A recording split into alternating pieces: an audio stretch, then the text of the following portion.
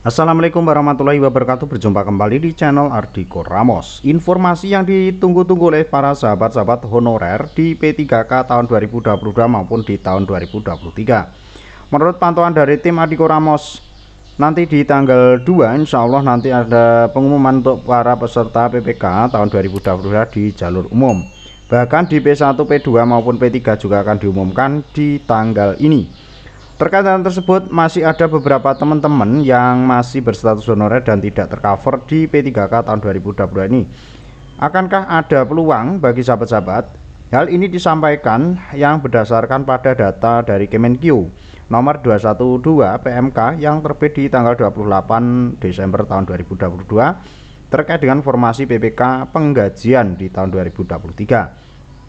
Namun setelah hal itu muncul secara resmi dari Kemenkeu, ada juga update data penempatan guru lulus PG dari beberapa jumlah yang diupdate oleh Bu Nunuk Suryani selaku PLT Dijen GTK, yang kita bagikan informasinya lengkap pada 2 hari yang lalu, atau bisa dicek di video update data penempatan ini ya sahabat-sahabat. Dan seyogyanya dari teman-teman honorer yang masuk P1, P2, P3 maupun peserta umum yang tidak bisa resum ya, khususnya untuk yang tidak bisa resum pada PPK tahun 2022 berkesempatan akan terangkat di PPK tahun 2023. Bahkan teman-teman fresh graduate maupun teman-teman yang belum mendaftar di PPK tahun 2022 itu bisa mendaftar lagi di PPK tahun 2023. Menurut informasi yang beredar memang akan segera dibuka pada bulan Juni. Namun untuk data pengusulan formasi itu pusat menunggu pengusulan dari Pemda itu sampai ditunggu pada bulan Maret atau bulan 3. Namun setelah ditunggu itu, jika tidak kunjung ada pengusulan, maka akan diambil alih oleh pusat pemenuhan sesuai dengan kebutuhan di daerah-daerah yang memang belum memenuhi persyaratan ataupun mengajukan formasi secara keseluruhan sesuai data yang diambil oleh Menpan, BKN maupun oleh Panselnas. Terkait dengan tersebut, ada kesempatan-kesempatan yang cukup bagus bagi sahabat-sahabat PPK, terutama nanti teman-teman bisa cek di update PMK nomor 212 tersebut, dan juga di video update data penempatan guru lulus PG atau video di Ardhiko Ramos 2 hari yang lalu.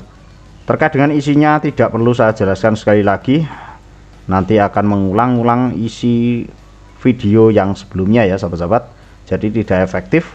Hanya saja saya berikan paparan di video terbaru ini terkait dengan cara-cara dari pemerintah maupun yang akan menuntaskan para honorer ini. Yang pasti untuk formasi PPK tahun 2023 khususnya untuk guru memang sangat besar sekali. Berikut untuk informasi yang kita kutip dari tribunnews.com maupun dari beberapa media-media internasional ya, mohon maaf, terkait dengan pemenuhan kebutuhan formasi PPK tahun 2023.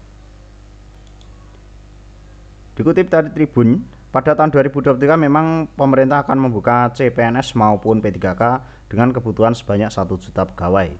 Dalam hal ini pemerintah melalui Kemenpan RB telah memastikan akan membuka rekrutmen ini. Selain itu pada tahun 2023 ini Menpan tidak hanya membuka rekrutmen untuk CPNS saja, namun untuk ataupun membuka PPK atau P3K juga.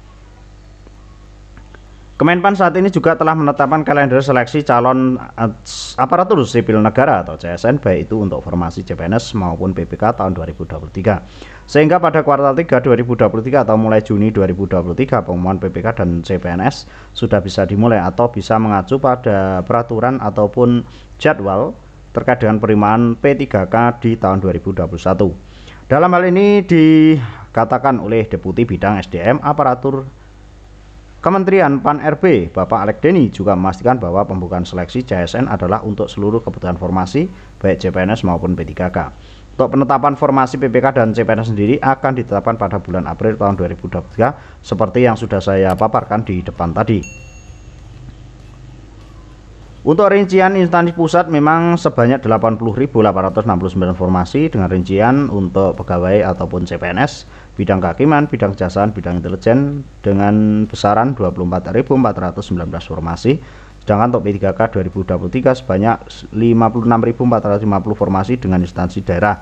Dibutuhkan sebanyak 943.373 formasi, atau bisa dicek di video yang ada gambarnya Bu Nunuk Suryani video 2 hari yang lalu ya sahabat-sahabat. Dengan rincian tenaga guru 580.200, mohon maaf ini ada kesalahan cetak ya ataupun tulisan. Tenaga kesehatan 327.000 lebih, tenaga teknis banyak 35.000 lebih. Menurut informasi bahwa rekrutmen CPNS dan P3K ini akan diprioritaskan untuk memenuhi kebutuhan di beberapa formasi tertentu. Salah satunya untuk CPNS ini jaksa, hakim, dosen, dan tenaga teknis talenta digital sesuai dengan peraturan Menpan RB nomor 45 tahun 2022. Jadi untuk informasi ini sudah resmi ya sahabat-sahabat. Selain itu juga pasti pemerintah memberikan alasan tertentu dalam pengambilan kebijakan untuk rekrutmen CPNS atau P3K tahun 2023. Seperti misalnya melihat banyaknya tenaga non-ASN di kedua bagian tersebut membuat pemerintah ingin mengoptimalkan masalah tenaga non-ASN ini. Jadi salah satu cara pemerintah untuk mengangkat para honorer di tahun 2023 setelah lepas dari informasi juga yang akan menghapus seluruh honorer di seluruh Indonesia maksimal pada tanggal 28 November tahun 2023 ini. Menurut Menpan sendiri, dalam proses tahapan seleksi CSN 2003 ini, baik itu PPK maupun CPNS memiliki 4 arah kebijakan, di mana kebijakan nanti dapat memberi dukungan terhadap transformasi SDM.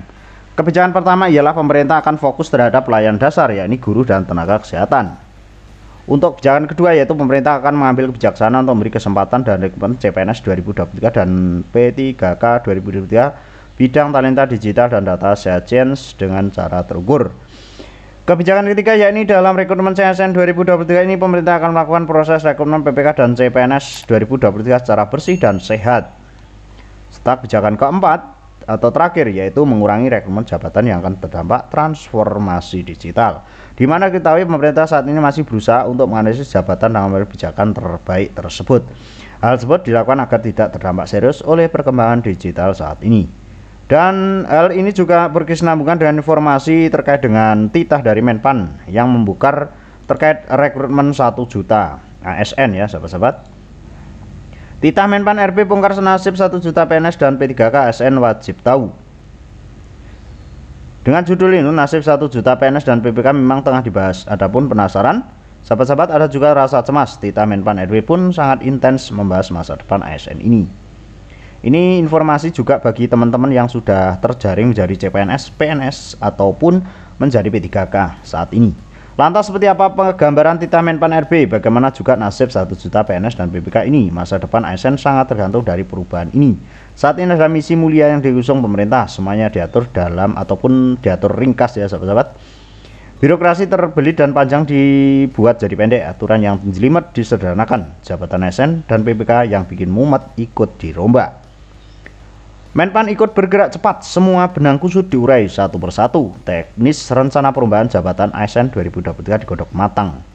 Hasilnya, Menpan punya formula penyederhanaan 3.414 nomenklatur jabatan pelaksana menjadi 3 klarifikasi jabatan saja. Wow, ini dari 3.414 kita rombak total menjadi 3 klarifikasi jabatan, ucap Menpan. Abdullah Azwar Anas dikutip dari laman Menpan RB kemarin, lusa, hari Minggu 29 Januari 2023. Dan informasi ini memang bersumber dari ayobandung.com maupun dari Kemenpan RB yang diedit oleh Bang Agus Purwanto AB. Hal itu pun menjalar pada birokrasi yang biasanya berjalan lambat. Postur gemuk dibuat ramping, gerak ASN pun bisa lebih lincah dan tidak rumit lagi. Untuk diketahui berdasarkan informasi dari laman Kementerian Pan RB, dari total 4 juta ASN terdapat 1.451.000 ASN jabatan pelaksana.